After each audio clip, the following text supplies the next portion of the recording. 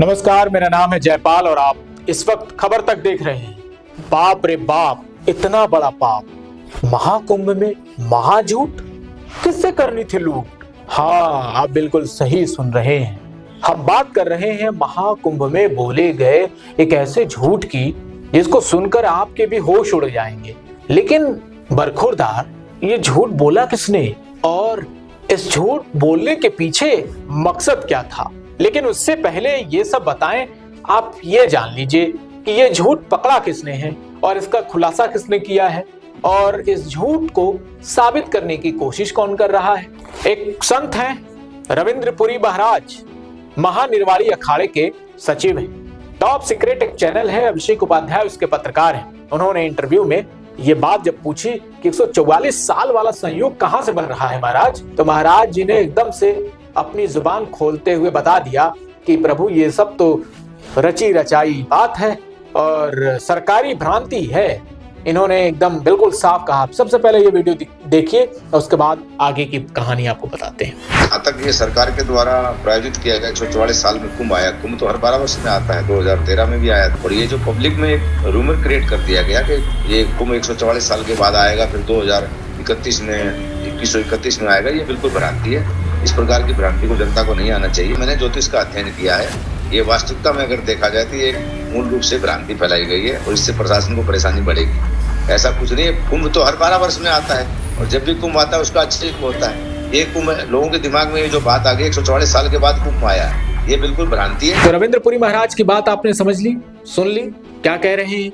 अब देखिए, 144 करोड़ की जो जनसंख्या है उसको 144 वाला लॉजिक थोड़ा सा अच्छा भी लगता है, क्योंकि जब ये आंकड़े सरकारी जारी किए गए या ये बात जब बोली गई सरकारी अधिकारियों की तरफ से, सरकारी माहौल बनाया गया, उसमें हम सब बिल्कुल मस्त होके जाने लगे और यही समझ में आया कि भैया, ना हमारी पीढ़ी को मौका मिलेगा, ना हमारी अगले आने वाली पीढ़ी को मौका मिलेगा और ना ही हमारे आने वाले इसके पहले पीढ़ी को मौका मिला है। अब हम ही है जो हैं, यानी हमको ही ये सौभाग्य प्राप्त हो रहा है कि 144 साल का सब पुण्य अर्जित हम खुद ही कर लेंगे और ऐसा पुण्य मिलेगा कि पूरे जीवन के लिए तर जाएंगे, सारे पाप धुल जाएंगे। और यही पाप धुलने हजारों लोग, करोड़ों लोग आ रहे हैं, महाकुंभ में स्नान कर रहे हैं। अच्छा देखिए, ये गलत भी नहीं है।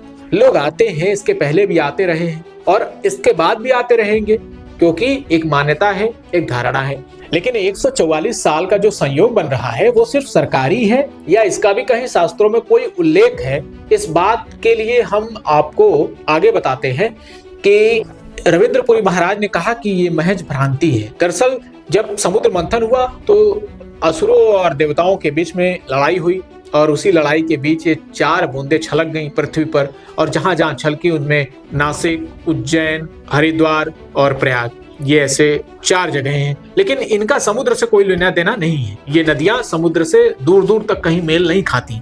फिर भी यहाँ पे पवित्र जगह हुआ और उसके बाद से कुंभ जैसे आयोजन लगने शुरू हो गए। इसका कोई शास्त्रीय प्रमाण नहीं मिलता, लेकिन मेले लगने शुरू हो गए। अब उसके बाद लोग इसमें अपना पाप धुलने आते हैं। यहाँ तक तो ठीक था, लेकिन 144 करोड़ लोगों को 144 साल वाली जो बात बताई गई उसमें सच्चाई क्या है ये हमें भी नहीं पता।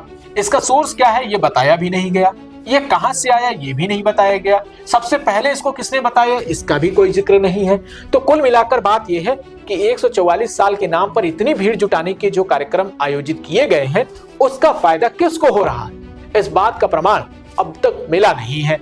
लेकिन रविंद्रपुरी महाराज कुछ कुछ इशारा यही कर रहे थे कि ये बात दरअसल अफवाह के तौर पे, भ्रांति के तौर पर फैलाई गई है।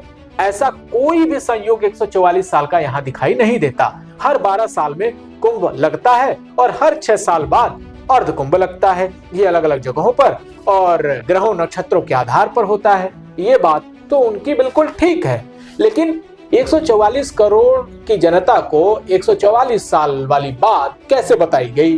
प्रयागराज में क्या वाकई में 144 साल बाद महाकुंभ लग रहा है? देखिए, हम ना जानते हैं इसके बारे में, ना हम धर्म के कोई विशेषज्ञ हैं, ना हमें ये ज्यादा जानकारी है। हम जो सुनते हैं संदेशवाहक के रूप में आपको बता देते हैं। अब आपकी जिम्मेदारी ये है कि आप इसको तय कीजिए, ये सही है या गलत है। हालांकि रविंद्र पुरी जी के बयानों से अब पूरी तरह से खलबली मचना शुरू हो गया है, लेकिन सरकार और उसके अधिकारियों को, उसके कर्मचारियों को यह जरूर बताना चाहिए कि 144 साल का संयोग कितना सही है और कितना गलत है। खैर, हजारों लोग, लाखों लोग, करोड़ों लोग वहां स्नान कर रहे हैं, अपने पाप धुल रहे हैं, हमसे क्या। जितने लोगों का वहां पे कल्याण होना है वो तो होके रहेगा। लेकिन कुंभ वाली ये बात सिर्फ 144 साल का संयोग, ये भ्रांति ही नहीं है, इसमें और भी चीजें हुई हैं जो अटपटा सा लग रहा है। धर्म को इतना ज्यादा गिरते हुए देखकर थोड़ा सा मन दुखी होता है। इतना उपहास धर्म का पहले कभी नहीं उड़ा था। अब रील्स में देखिए, जूना अखाड़े के एक बाबा हैं, कैलाशानंद गिरी जी, कहते हैं महामंडलेश्वर हैं, लेकिन अब उन्होंने एक ऐसी शिष्या अपने शिविर में बुलाई जिसके बाद हड़कंप मच गया। वो एक मॉडल थी और रील्स बनाने के लिए यहाँ पर साध्वी के वेशभूषा में आई हुई थी। हर्षा रिछारिया उनका नाम था। जब वो वायरल हो गई और उसके बाद उनके दे दनादन इंटरव्यू शुरू हुए, तब जाके पोल खुली। अब दूसरे बाबाओं की जो तस्वीरें आ रही हैं कुंभ से, कोई चिमटा मार रहा है, कोई कहीं से मार दे रहा है, कोई सोटा मार दे रहा है, कोई दौड़ा ले रहा है, तो कोई गमछा खोल दे रहा है, तो कोई बदतमीजी कर रहा है, कोई थप्पड़ लगा दे रहा है। बाबाओं की युलूल जुलूल हरकतें इस कुंभ में दिखाई दे रही हैं। वो बाबा दिखाई नहीं देते जो तपस्या कर रहे हैं, कई साल से तपस्या में लीन है, उनकी साधना है, उनके ज्ञान है, वो सब कुछ नजरअंदाज किए जा रहे हैं। बस इतना बताया जा रहा है कि कुछ ऐसे ही बाबा हैं। एक और बाबा प्रकट हुए हैं, IITian बाबा। वो ऐसे तर्क दे रहे हैं कि आप माथा पकड़ लेंगे, आपको चक्कर आने लगेगा। कुंभ में वैसे भी पैदल चलने में चक्कर आ ही रहा है। लोग गिरते बहराते किसी तरह से कुंभ में स्नान के लिए पहुंच रहे हैं।